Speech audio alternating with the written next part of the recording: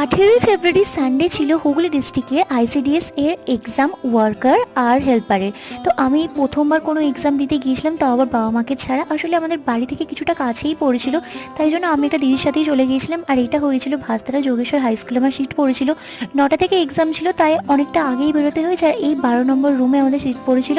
তো এক্সাম চলাকালীন তো ফোন অ্যালাউ নেই, তাই তখন ভিডিও করতে পারিনি। এক্সাম হয়ে যাওয়ার পর তারপর বাইরে বেরিয়ে দেখি যে প্রচুর ভিড়, মানে বেরোনোই যাচ্ছিল না, সবার গার্জেনেরা ওয়েট করছে। তো যাই হোক, তারপর বেরিয়ে পড়েছি। আর এখানে গাড়িতে পাম্প ছিল না, তাই এখানে একটু পাম্প দেওয়া হয়ে গেল। তারপর এত ভালো পরীক্ষা দিয়েছি গাইস, কি বলবো।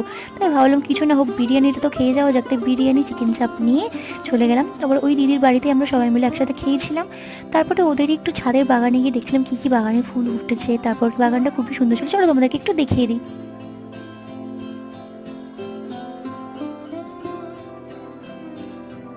তো ভালো লাগলে চ্যানেলটা সাবস্ক্রাইব করে দেবে। টাটা।